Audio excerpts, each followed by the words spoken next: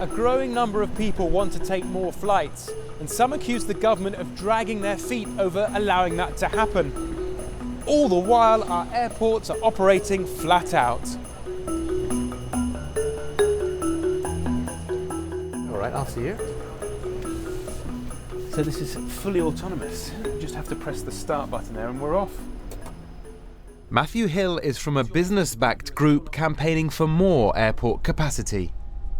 We haven't had a full-length runway in London South East since the Second World War. Gatwick was built in the 1930s, Heathrow in the 1940s, and we need one. Heathrow is full. Gatwick will be full in the next few years. Matthew's group claims the lack of a new runway is costing us a potential £1 million an hour. I think there are huge economic benefits from the construction of a new runway. At the moment, because we don't have that new runway, we don't have that new capacity for new flights to new markets, we're missing out on £9.5 billion a year in lost trade. And until we get that decision and we get that runway built, we'll continue to lose out on that trade. One airport that's eager to expand is Heathrow, either by extending this northern runway, the one closest to us here, or the Airport Commission's favoured proposal, building a new runway parallel to these, about 1 kilometre that way, in place of a field and some villages.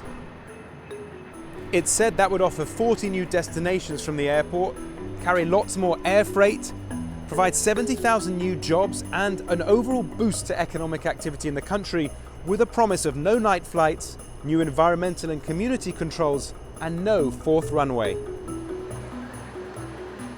Heathrow's hub status also services many of the UK's other airports, including this one in Newcastle. On average, every year, 250,000 passengers travel to and from this key exporting region via Heathrow, often on sales trips. Well, we've been very strong supporters of a third runway at Heathrow. We think it's in the best interests of the North East. We also think it's in the best interest of UK PLC. It is the UK's only hub. Our services connect to many destinations across the world and allow businesses to trade right the way across the globe. Gatwick Airport also wants to expand with another runway here. By doubling Gatwick's capacity, the plan would create 22,000 new jobs, a vastly expanded short-haul network and more long-haul destinations. I think the expansion of Gatwick will bring, firstly, the certainty of delivery. We can have spades in the ground in this Parliament and we can be operational the next. So that's within 10 years we can have a new runway, and Gatwick can provide the increasing capacity at a price which is actually half the cost of Heathrow.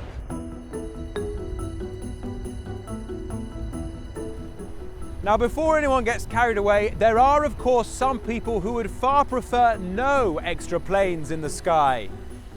We already fly more than everybody else. Most of these are leisure flights. Well, who is taking these leisure flights? Actually, 70% of all of our flights are taken by 15% of the population. Now, it's a wealthy, frequent flying elite. No buts, no third runway. But with approval of a third runway looking likely, could more protests be on the horizon?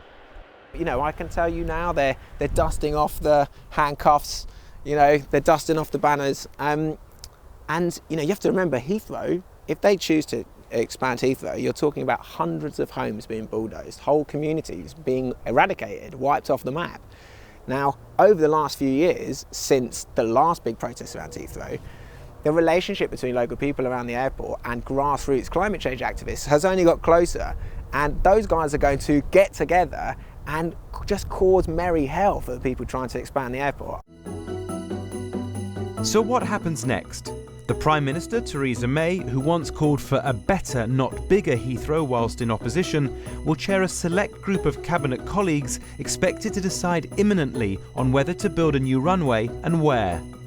It will then take months for a national policy statement outlining the new works to get drawn up before MPs get to vote on it, leaving plenty of time for any further opposition to airport expansion to get off the ground.